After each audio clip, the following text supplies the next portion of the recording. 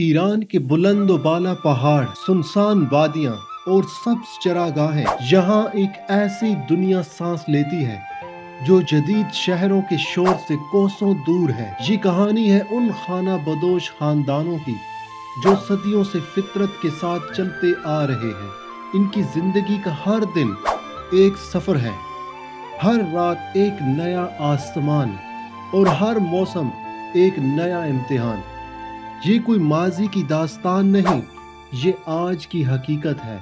ऐसे लोग जो ना मुस्तकिल घर रखते हैं, ना पक्के रास्ते, मगर फिर भी अपनी शनाख्त, वकार और रवायात के साथ जिंदा है। सुबह की पहली रोशनी के साथ ही खैमों में जिंदगी जाग उठती है।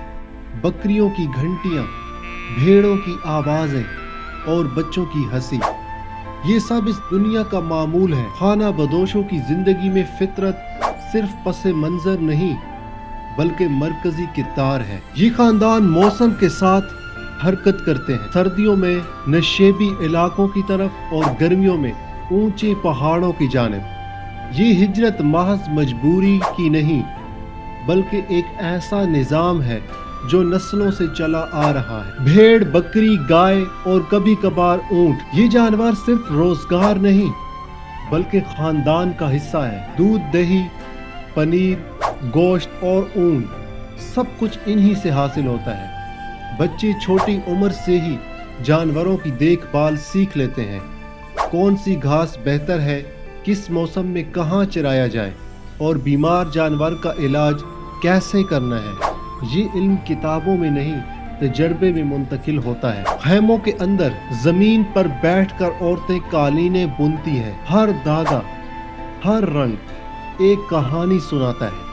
ये कालीन सिर्फ फरोख्त करने के लिए नहीं बल्कि सकाफत की इलामत है। डिजाइन यादाश्त से बनते हैं, न कागज न नक्शा। माँ से बेटी को मुंतकिल होने वाला ये हुनर सदियों पुराना है। यही कालीन अक्सर खानदानों के लिए वाहिद नकद आमदन का जरिया होते हैं। कुछ खाना बदोश खानदान महदूद पैमाने पर खेती भी करते हैं, जो गंदम या सब्जियां जो कुछ जमीन दे दे वही नेमत है। पानी कीमती है, बारिश गैर यकीनी मगर मेहनत मुसलसल। ये खेत जदीद मशीनों के बगैर हाथों और सादा औजारों से संभाले जाते हैं। फितरत के रहमो करम पर ये लोग सब्र का मतलब खूब जानते हैं। बच्चों के लिए स्कूल एक मुश्किल सवाल है। मुसलसल हिजरत, दूर दराज इलाके और सहूलियात की कमी, अक्सर बच्चे रस्मी तालीम से महरूम रह जाते। कुछ सरकारी और गैर सरकारी